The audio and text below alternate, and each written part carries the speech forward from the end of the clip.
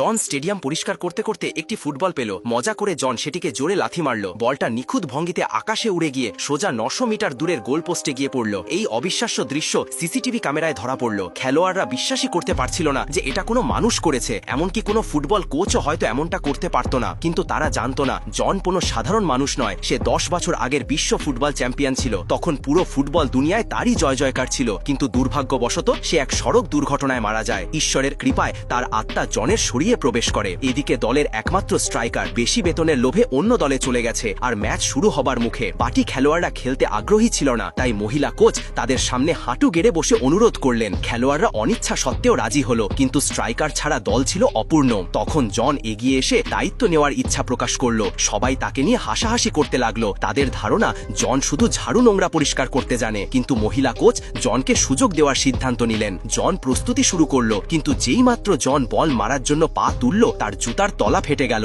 ব্যাপারটা সবার কাছে কৌতুক হয়ে দাঁড়ালো। অবশেষে সবাই জনকে ছেড়ে চলে গেল, কিন্তু শিগগিরই তারা অনুতপ্ত হতে চলেছিল। সন্ধ্যায় মহিলা কোচের প্রতিদ্বন্দ্বী এক ফুটবল দল নিয়ে এসে চ্যালেঞ্জ ছুড়ে দিল। যে দল হারবে তাকে ভেঙে দিতে হবে এবং জাতীয় প্রতিযোগিতা থেকে সরে যেতে হবে। প্রতিদ্বন্দ্বীর এই ধৃষ্টতা দেখে মহিলা কোচ চ্যালেঞ্জ গ্রহণ করলেন। তিনি স্ট্রাইকারের পর দলের সবচেয়ে শক্তিশালী খেলোয়াড়কে মাঠে নামালেন। কিন্তু তিনি জানতেন না যে প্রতিদ্বন্দ্বী দল প্রচুর টাকা দিয়ে দেশের শীর্ষ 10 খেলোয়াড়ের একজনকে নিয়ে এসেছে। খেলা শুরু হলো। মহিলা কোচের খেলোয়াড় পুরো শক্তি দিয়ে বল মারল এবং ভাবল এই এক গোলেই খেলা শেষ করে দেবে। ভাগ্যক্রমে বলটি গোলপোস্টে ঢুকে গেল। সবাই উল্লাস করতে লাগলো, কিন্তু তারা জানতো না এটা প্রতিদ্বন্দ্বীর ফাঁদ। এবার প্রতিপক্ষের বারের সময় সে তার সবচেয়ে ভয়ঙ্কর ট্রিক ব্যবহার করলো। বল 5000 মাইল প্রতি সেকেন্ড গতিতে গোলপোস্টের দিকে ছুটল। গোলকিপার ধাক্কা খেয়ে সোজা উড়ে গিয়ে অজ্ঞান হয়ে গেল। প্রতিপক্ষ মহিলা কোচকে দল ভেঙে দিতে ও ম্যাচ ছেড়ে দিতে বাধ্য করলো। কিন্তু তখনই জন এলো। এখন জন সবার সামনে দেখাবে আসল ফুটবল কাকে বলে।